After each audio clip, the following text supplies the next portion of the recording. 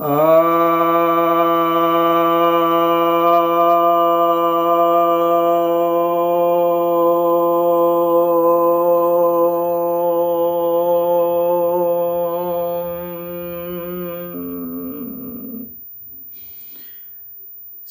भक्तजनों को सप्रेम नमन। तो आज आपके समक्ष श्रीमद् भगवद गीता के 16वें अध्याय के 12वें श्लोक की व्याख्या करने जा रहा हूँ। यह श्री भगवान वाच है, अर्थात श्री भगवान कहते हैं, आशापाशतेर्बद्धा काम क्रोध परायणः ईहन्ते काम भोगार्थम मन्यायेन अर्थ संचय। अर्थात सैकड़ों आशाओं के फंदे में बंध करके, काम और क्रोध के आश्रय लेकर के, काम भोग की इच्छा लेकर के और अन्यायपूर्वक धर्म का संचय करते हैं। तो आसुरी संपदा के विषय में भगवान बताते रहे हैं। ये आशापाश सतेर्बद्धा, तो यहाँ सत्य जो है वो ऐसे तो उसका शाब्दिक अर्थ तो 100 हो गया, लेकिन यहाँ पर उसका मुख्य अर्थ है कि वो असंख्य जो है उनकी संख्या है, यानी आशाओं की संख्या असंख्य है कि आज ये हो गया, कल वो हो जाएगा, परसों वो हो जाएगा, मेरे पास इतना धन है, कल उतना हो जाएगा, उसके दिन उतना हो जाएगा, अभी मेरे इतने प्लॉट हैं, कल उतना हो जाएगा, परसों उतना हो जाएगा, अभी मेरी इतनी गाड़ियां हैं, कल उतना हो जाएगा, परसों उतना हो जाएगा। इस तरह से वो सिर्फ आशाएं पर आशाएं, अगर एक उन्हें प्राप्त हो जाता है तो 10 आशाएं उसके साथ जोड़ते हैं। इस तरह से असंख्य आशाओं के पूरे जाल में वे लगातार फंसे हुए रहते हैं। इतने हमारे बच्चे हैं, इतने संतान हैं, इतने हमारे आदमी हैं, इतना बड़ा पद है, कल उतना हो जाएगा। तो ये जो है ये लगातार ये उसी पद के, धन के, जन के, और आज मेरा यह रोग है, कल वह ठीक हो जाएगा, ऐसा हो जाएगा। तो ये लगातार सिर्फ आशाओं के जाल में ये फंसे रहते हैं, बंधे रहते हैं। काम क्रोध परायण, हाँ, काम और क्रोध के आश्रित होते हैं। ये सदैव जो है काम वासना से घिरे रहते हैं। 24 घंटा इनमें काम वासना की लहरें उठती रहती हैं। इनका मन सदैव चंचल होता है, चित्त चंचल होता है। चारों दिशाओं में ये धन ढूंढते हैं या फिर कामनाओं को ढूंढते हैं, सेक्स को ढूंढते हैं, और इनकी आंखें और कुछ नहीं ढूंढती हैं। इनकी आंखें काफी चंचल होती हैं, ये स्थिर नहीं होती हैं, क्योंकि जो कुछ ढूंढ ही रहा है उसकी आंखें भला स्थिर कैसे होंगी। तो आंखों की स्थिरता से योगी और गृहस्थ की पहचान होती है, और कोई पहचान नहीं है। आप भ्रमित हो जाएंगे। वास्तविक पहचान तो यही है, जिसकी आंखें स्थिर हैं, शांत है, वो योगी है। जिसकी आंखों में चंचलता है, इधर से उधर दौड़ रही है, वो गृहस्थ है, वो असुर है। तो बहुत अच्छी यह बात है, यह उससे आप पकड़ सकते हैं। आंखों से पहचान होती है। तो इनकी आंखें सदैव कामनाओं के वशीभूत होकर के दौड़ती भागती रहती है। इनको ठहरते देखा नहीं, रात दिन दौड़ती भागती रहती है। उन आंखों में क्रोध की ज्वाला होती है। जब उनकी कामनाओं पर आघात होता है, ठेस होता है, तो क्रोध धधक उठता है और सामने वाले को भस्मीभूत करना चाहता है। वे बलपूर्वक बलात् छीन लेना चाहते हैं किसी के भी हक को, किसी के अधिकार को। वे क्रोध को और काम को एक हथियार समझते हैं, दूसरों को डराने का, धमकाने का, सताने का। तो स्वयं बेचैन होकर के दूसरी जगह बेचैनी बढ़ाते हैं। क्रोधित होकर के चारों ओर क्रोध का संचार करते हैं। इस दुनिया में जैसे जैसे भौतिकवाद बढ़ रहा है, भौतिकवाद का सीधा अर्थ क्या है? सीधा अर्थ बस यही है, काम और क्रोध। भौतिकवाद कहने से कुछ अजीब लगता है, कि कुछ फिलोसफिकल लगता है और सही संदेश नहीं जाता है। सही संदेश तो यही है, डायरेक्ट, काम और क्रोध, यही है असली। इसके लिए एक अलग से शब्द बना दिया है भौतिकवाद। वास्तविक शब्द जो है वो यही, काम और क्रोध। दुनिया में काम और क्रोध बढ़ रहे हैं और उसके कारण बीमारियां बढ़ रही हैं, रक्तचाप बढ़ रहे हैं, एसिडिटी बढ़ रही है, माइंड में प्रेशर बढ़ रहा है।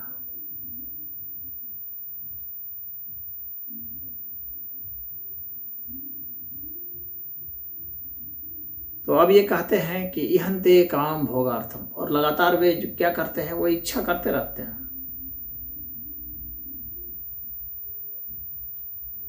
बराबर चेष्टा करते रहते हैं, प्रयास करते रहते हैं। उनके सारे प्रयास काम और क्रोध के लिए ही है, उसी काम के भोग के लिए, कैसे काम के भोग करें। और इतने निर्लज हो जाते हैं फिर उसमें कि वे किसी भी हद तक उधर जाते हैं। रात दिन उसी प्रयास में लगे रहना, ये इनका काम है। रात को 2 बजे भी कोई बुलाएगा, सब छोड़ छाड़ के चल देंगे, क्योंकि इनकी चेष्टा मात्र वही है, पैसे के लिए या सेक्स के लिए, उसके लिए दौड़ रहे हैं। इसके अलावा इनके जीवन में और कुछ भी नहीं है। अब उसी सेक्स को जो है ये थोड़ा सा हल्का सा नाम दे देते, कहते प्रेम हो गया, प्यार हो गया, ये सब बकवास है, सिर्फ सेक्स है। वो तो प्रेम वगैरह इक्का दुक्का की कोई अपवाद स्वरूप है, उसका अपवाद को इसमें नहीं लेना चाहिए, क्योंकि आसुरी प्रवृत्ति है। प्रेम तो सात्विक चीज है, उसमें तो त्याग होता है, इसमें तो बस शरीर को भोग लेना, शरीर को लूट लेना है। तो ये काम भोग के लिए ही दौड़ते रहते हैं, प्रयास करते रहते हैं। और जो अर्थ का जो संचय करते हैं, ये अन्यायपूर्वक करते हैं। आप देख ही रहे हैं समाज में कितने लोग धन का संचय कर रहे हैं, आपाधापी कर रहे हैं, धन को इकट्ठा कर लेना। क्यों?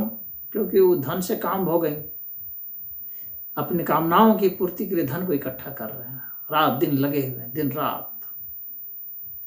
तो उसके लिए ही अन्यायपूर्वक ये जो है अर्थ का संचय करते हैं, अर्थ को जमा करते हैं, कहीं भ्रष्टाचारी से, कहीं चोरी से, कहीं छिनैती, कहीं डकैती, कहीं लूट, कहीं टैक्स चोरी,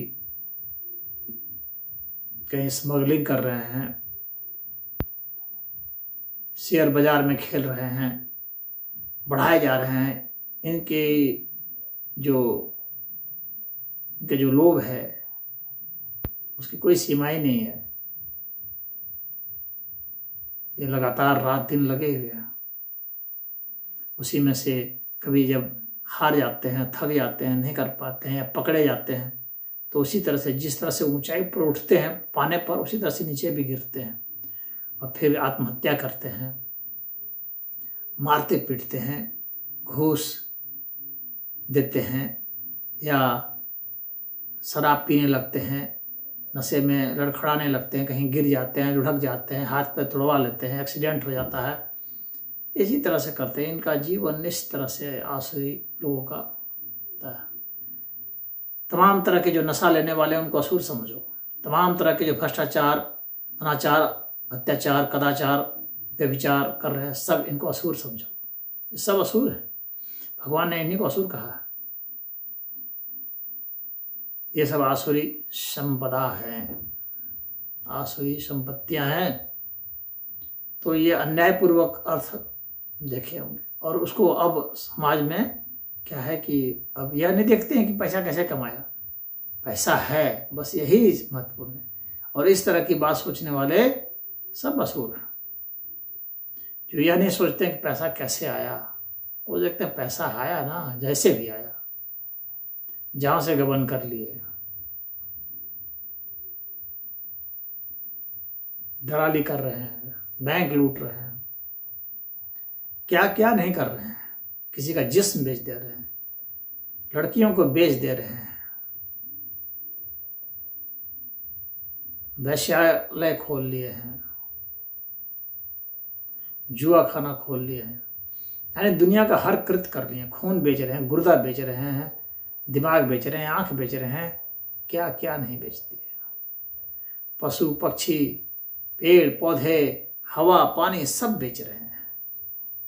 लोभ का ऐसा फैलाव हो गया, चारों ओर ऐसा जाल हो गया है, आसुरी संपदा इतनी बढ़ गई है, सिर्फ असुरों का राज है।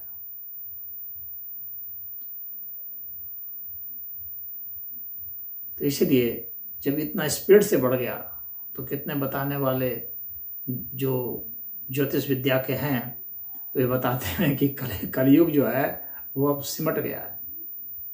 4,32,000 वर्ष का अब कलयुग नहीं रहा, अब तो 5,000 वर्ष का हो गया। क्योंकि 4,32,000 वर्ष में जो जो काम किए जाने थे, उतना जो समय दिया गया था, जैसे होता है ना कि मनुष्य की 100 वर्ष की आयु है तो उतने में ये काम इसको कर ले रहा है, तो मनुष्य ने इतनी तेज प्रगति की आसुरी शक्तियों को हासिल करने में कि मनुष्य ने 4,32,000 वर्ष में जो हासिल करने के लिए उसको लक्ष्य दिया गया था, उसको उन्होंने 5,000 वर्ष में ही पूरा कर लिया।